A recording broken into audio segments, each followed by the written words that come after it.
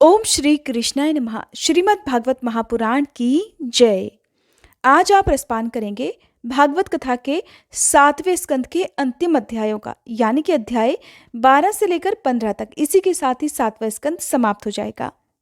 वैसे तो 7वें स्कंद के बहुत सारे अध्याय कठिन हैं, पढ़ने में भी और सुनने और समझने में भी। इसलिए आज मेरी कोशिश यही रहेगी कि मैं 12 से लेकर 15 तक के जो भी अध्याय हैं उनका बस सार रूप आपको समझा सकूं, आपको सुना सकूं। उम्मीद करती हूँ हर बार की तरह ये वीडियो भी आपको पसंद आएगी।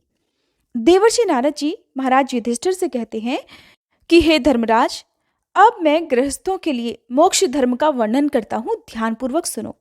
हे युधिष्ठिर, कुछ ब्राह्मणों की निष्ठा कर्म में, कुछ की तपस्या में, कुछ की वेदों के अध्ययन में, कुछ की प्रवचन देने में, कुछ की आत्मज्ञान के संपादन में और कुछ की योग में होती है। गृहस्थ पुरुषों को चाहिए कि श्राद्ध या फिर देव पूजा के अवसर पर अपने कर्म का अक्षय फल प्राप्त करने के लिए ज्ञाननिष्ठ पुरुष को ही हव्य कव्य का दान करें। किसी योग पुरुष को ही इन सामग्रियों का दान देना चाहिए। अगर वह ना मिले तो योगी या फिर जो कथा बांचने वाले होते हैं उनको यथा योग्य और यथाक्रम देना चाहिए। देव कार्य में 2 और पितृ कार्य में 3 या फिर दोनों में एक एक ब्राह्मण को भोजन कराना चाहिए। अगर धनवान है तब भी श्राद्ध कर्म में अधिक विस्तार नहीं करना चाहिए, क्योंकि सगे संबंधी आदि स्वजनों को देने से और विस्तार करने से देश कालोचित श्रद्धा, पदार्थ, पात्र और पूजन आदि ठीक ठीक नहीं हो पाते हैं। देश और काल के प्राप्त होने पर ऋषि मुनियों के भोजन करने लायक शुद्ध हविष्यान्न अर्थात उन्हें कराया जाने वाला शुद्ध सात्विक भोजन भगवान को भोग लगाकर फिर श्रद्धा से विधि पूर्वक योग्य पात्र को देना चाहिए। वह समस्त कामनाओं को पूर्ण करने वाला और अक्षय होता है। देवता, ऋषि, पितर, अन्य प्राणी, स्वजन और अपने आप को भी अन्न का विभाजन करते समय परमात्मा का रूप ही देखना चाहिए। धर्म का मर्म जानने वाला जो पुरुष होता है वो श्राद्ध में मांस का अर्पण कभी ना करे, ना स्वयं उसे खाए, क्योंकि पितरों को ऋषि मुनियों के योग्य हविष्य अन्न से जैसी प्रसन्नता होती है वैसी पशु हिंसा से कभी नहीं होती। और जो लोग धर्म पालन की इच्छा रखते हैं उनके लिए इससे बढ़कर और कोई धर्म नहीं है कि किसी भी प्राणी को मन, वचन और शरीर से किसी भी प्रकार का कोई कष्ट दिया जाए। धर्मात्मा पुरुष का ये कर्तव्य है कि अगर निर्धन है तब भी धर्म के लिए या फिर अपना शरीर पालने के लिए धन को प्राप्त करने की चेष्टा ना करे, क्योंकि जैसे बिना किसी प्रकार की चेष्टा किए एक अजगर को भोजन मिलता रहता है, ठीक उसी तरह से निवृत्ति परायण पुरुष की निवृत्ति ही उसकी जीविका का निर्वाह कर देती है। जो सुख अपनी आत्मा में रमण करने वाले निष्क्रिय संतोषी पुरुष को मिलता है वह उस पुरुष को भला कैसे मिल सकता है जो कि कामना और लालच से धन के लिए हाय हाय करता हुआ इधर उधर दौड़ा करता है। जैसे पैरों में जूता पहनकर चलने वाले को कंकड़ और कांटों से कोई डर नहीं लगता, वैसे ही जिसके मन में संतोष है उसके लिए सब कुछ हर ओर सुख ही सुख है, दुख है ही नहीं। युधिष्ठिर, न जाने क्यों मनुष्य केवल जलमात्र से ही संतुष्ट रहकर अपने जीवन का निर्वाह नहीं कर लेता, अपितु रसनेन्द्रिय और जननेन्द्रिय के फेर में पड़कर ये बेचारा घर की चौकसी करने वाले कुत्ते के समान हो जाता है। जो ब्राह्मण संतोषी नहीं है, इंद्रियों की लोलुपता के कारण उसके तेज, विद्या, तपस्या और यश क्षीण हो जाते हैं और वह अपना विवेक भी खो बैठता है। भूख और प्यास मिट जाने पर खाने पीने की कामना का अंत हो जाता है। क्रोध भी अपना काम पूरा करके शांत हो जाता है। परंतु अगर मनुष्य पृथ्वी की समस्त दिशाओं को जीत ले, भोग ले, तब भी लोभ का अंत कभी नहीं हो पाता। अनेक विषयों की ज्ञाता शंकाओं का समाधान करके अपने मन में शास्त्रोक्त अर्थ को बिठा देने वाले और बड़े बड़ी सभाओं के सभापति, बड़े बड़े विद्वान भी कई बार असंतोष के कारण बड़े बड़े पाप कर बैठते हैं। जो पुरुष अपने मन पर विजय प्राप्त करने के लिए तत्पर हो, उसके मन में यह अभिलाषा हो कि मुझे मन पर विजय प्राप्त करनी ही करनी है, वह आसक्ति और परिग्रह का त्याग करके फिर संन्यास ग्रहण करे, एकांत में बिल्कुल अकेला रहे और भिक्षा वृत्ति से यानी कि भिक्षा में जो कुछ भी मिले उसी को खुशी खुशी ग्रहण करके अपना पेट पाले, कम खाए और शुद्ध सात्विक भोजन करे। हे युधिष्ठिर, पवित्र और समान भूमि पर अपना आसन बिछाए और सीधे स्थिर भाव से समान और सुखकर आसन से उस पर बैठकर ओंकार का जप करे। जब तक मन संकल्प विकल्पों को छोड़ न दे, तब तक नासिका के अग्रभाग पर अपनी नजर जमाकर पूरक, कुंभक और रेचक द्वारा प्राण और अपान की गति को रोके रखे। काम की चोट से घायल मन जिस तरह इधर उधर चक्कर काटता हुआ फिरता है, जहां जहां जाए उस विद्वान पुरुष को चाहिए कि वह उसे वहां वहां से लौटा लाए। यानी कि अगर इस तरह ध्यान लगाने से आपका मन भटके, तो जो भी विवेकी पुरुष है उसे अपने मन को हर प्रकार से एकाग्र करना चाहिए, ध्यान में लगाना चाहिए। इस प्रकार साधक निरंतर इसी प्रकार का अभ्यास करता है। तब ईंधन के बिना जैसे अग्नि बुझ जाती है, वैसे ही थोड़े समय में उसका मन शांत हो जाता है। इस प्रकार जब काम वासनाएं चोट करना बंद कर देती हैं और समस्त वृत्तियां अत्यंत शांत हो जाती हैं, तब मन ब्रह्मानंद के संस्पर्श में मगन हो जाता है और फिर कभी भी उसके मन में काम वासनाएं उत्पन्न नहीं होती।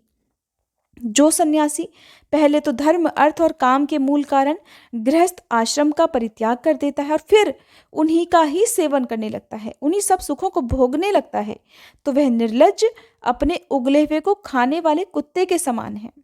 जिन्होंने अपने शरीर को अनात्मा, मृत्युग्रस्त, विष्ठा, कृमि और राख समझ लिया था, वे ही मूर्ख उसे फिर से आत्मा मानकर उसकी प्रशंसा करने लगते हैं।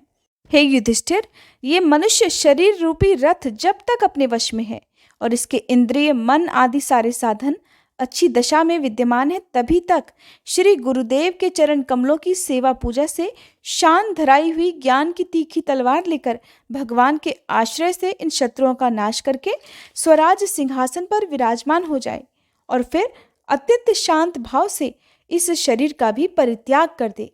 नहीं तो थोड़ा सा भी लालच आ जाने पर ये इंद्रिय रूपी दुष्ट घोड़े और उनसे मित्रता रखने वाला बुद्धि रूप सारथी रथ के स्वामी जीव को उल्टे रास्ते पर ले जाकर विषय रूपी लुटेरों के हाथ में अवश्य डाल देंगे।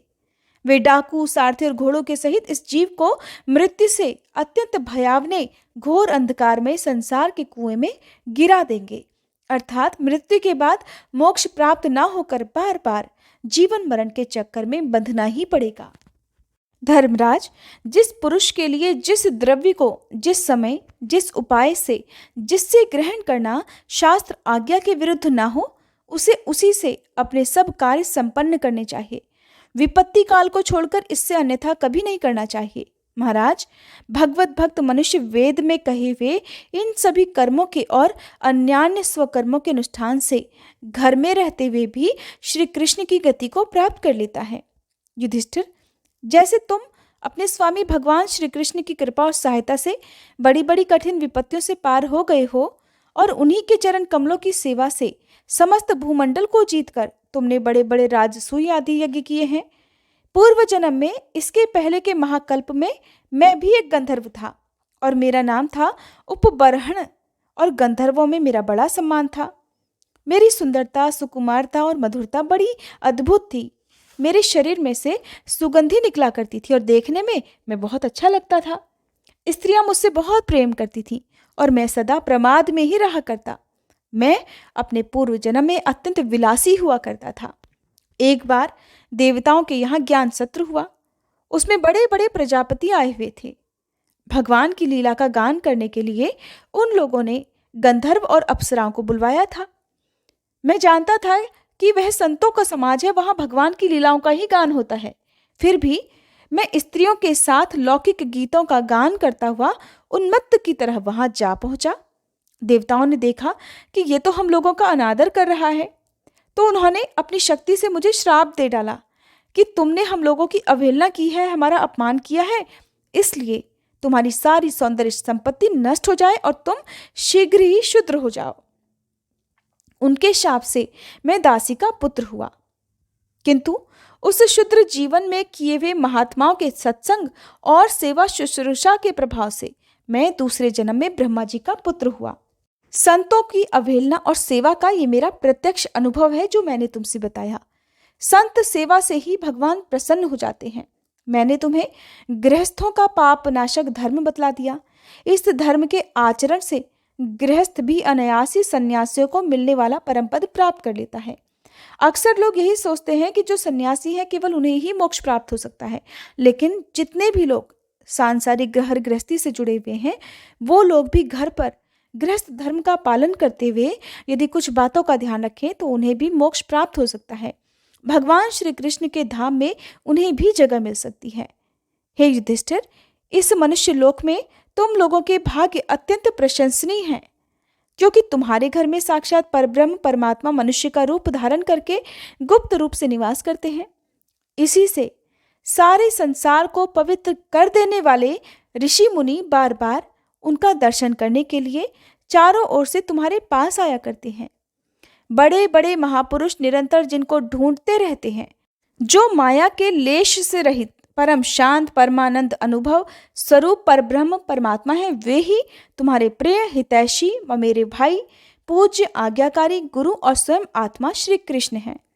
शंकर जी ब्रह्मादि भी अपनी सारी बुद्धि लगाकर वे ये हैं इस रूप में उनका वर्णन ही नहीं कर सके, फिर भला हम तो कर ही कैसे सकते हैं। हम मौन भक्ति और संयम के द्वारा ही उनकी पूजा करते हैं। कृपया हमारी ये पूजा स्वीकार करके भक्त वत्सल भगवान हम पर प्रसन्न हो। श्री सुखदेव जी कहते हैं कि हे परीक्षित, देवर्षि नारद का यह प्रवचन सुनकर राजा युधिष्ठिर को अत्यंत आनंद हुआ। उन्होंने प्रेम विवल होकर देवर्षि नारद और भगवान कृष्ण की पूजा की। देवर्षि नारद भगवान श्री कृष्ण और राजा युधिष्ठिर से विदा लेकर और उनके द्वारा सत्कार पाकर फिर वहां से चले गए। भगवान श्री कृष्ण ही परब्रह्म है, ये सुनकर युधिष्ठिर के आश्चर्य की कोई सीमा नहीं रही। हे परीक्षित, इस प्रकार मैंने तुम्हें दक्ष पुत्रियों के वंशों का अलग अलग वर्णन सुनाया। उन्हीं के वंश में देवता, असुर, मनुष्य आदि और संपूर्ण चराचर की सृष्टि हुई है। हरे कृष्णा। आज 7वां स्कंद समाप्त हुआ। अगली वीडियो से आप भागवत कथा के 8वें स्कंद का रसपान करेंगे। उम्मीद करती हूँ हर बार की तरह ये वीडियो भी आपको पसंद आई होगी।